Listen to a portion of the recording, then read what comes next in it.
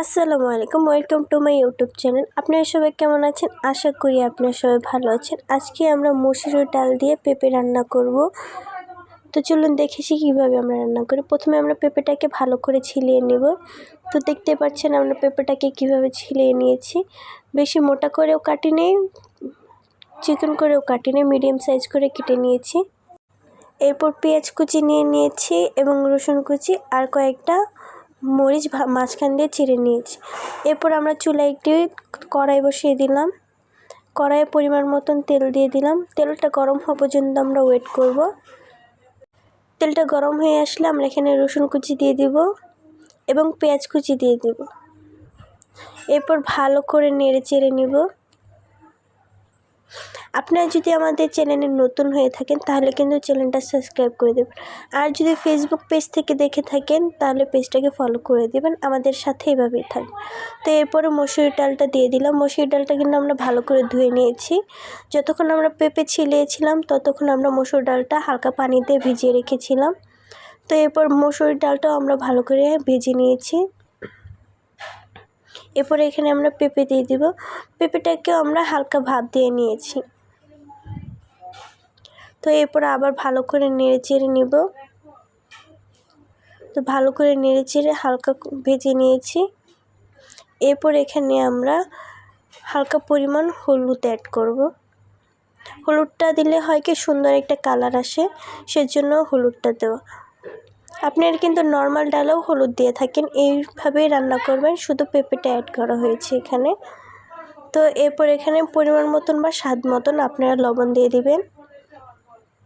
এরপর আবার ভালো করে নেড়ে চেড়ে নিলাম। এখানে আমরা পানি অ্যাড করব। পানি দিয়ে দিলাম পরিমাণ মতন। পানি দিয়ে ভালো করে নেড়ে চেড়ে নিব।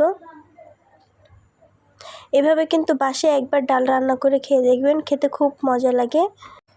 আমাদের ভিডিওগুলি আপনাদের কেমন লাগে তা কিন্তু আমাদের কমেন্টের বক্সে জানিয়ে দেবেন। তো এরপর কিছুক্ষণের জন্য ঢেকে রেখে দিয়েছিলাম। তো কিছুক্ষণ পর ফিরে এসে তো দেখতে পাচ্ছেন হালকা বলক উঠে গিয়েছে। এরপর এখানে আমরা কয়েকটা দারচিনি এবং এলাচি মাঝখান দিয়ে ফাটিয়ে দিয়ে দিয়েছি। এভাবে দিলে হয় কি ঘ্রাণটা সুন্দর আসে, সেই জন্য দেওয়া। এরপর এখানে কয়েকটা মরিচ দিয়ে দিলাম, দিয়ে ভালো করে নেড়ে চেড়ে নিলাম। ভালো করে নেড়ে চেড়ে আবার কিছুক্ষণের জন্য ঢেকে রেখে দিব। তো কিছুক্ষণ পর ফিরে আসলাম। তো ভালো করে আবার নেড়ে চেড়ে দেবো যাতে নিচে কোনোভাবে লেগে না যায়, সেজন্য একটু পরপর উঠে ভালো করে নেড়ে চেড়ে নেবেন। এরপর আবার কিছুক্ষণের জন্য ঢেকে রেখে দেব।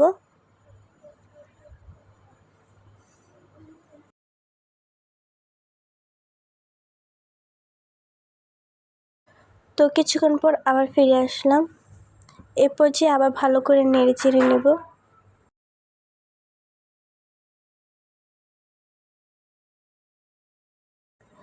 এরপর আবার এখানে আমরা কিছু পরিমাণ পানি অ্যাড করব।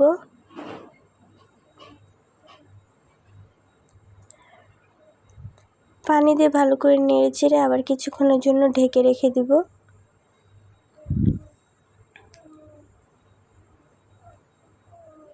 তো কিছুক্ষণ পর ফিরে আসলাম। তো দেখতে পাচ্ছেন আমাদের ডালটা কিন্তু এই পর্যায়ে রান্না শেষ। আমরা এই ডালটা বাগার দেব, সেজন্য আমরা উঠিয়ে রেখে দেব। তো সেই কড়াইটা আমরা ভালো করে ধুয়ে নিয়ে আমরা তেল দিয়ে দিলাম। তেলটা গরম হয়ে আসলে এখানে কিছু শুকনো মরিচ দেব, দুটো তেজপাতা দিব, দিয়ে ভালো করে নেড়ে চেড়ে ভেজে নেব।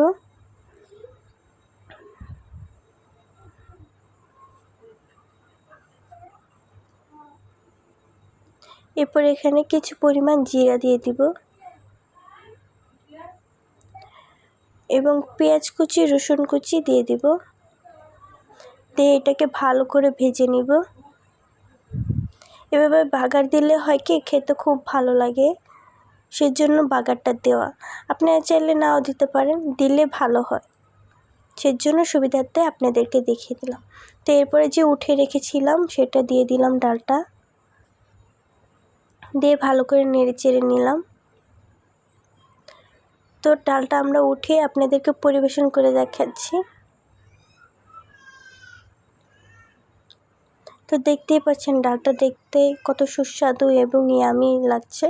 আপনারা চাইলে কিন্তু এভাবে বাসায় বানিয়ে খেতে পারেন। আপনারা যদি আমাদের চ্যানেলটাকে সাবস্ক্রাইব করে না দিয়ে থাকেন তাহলে কিন্তু চ্যানেলটাকে সাবস্ক্রাইব করে দেবেন এবং আপনাদের বন্ধুদেরকে দেখার সুযোগ করে দেবেন। এভাবে আমাদের পাশে থাকবেন। তো সবাই ভালো থাকবেন। আল্লাহ হাফিজ।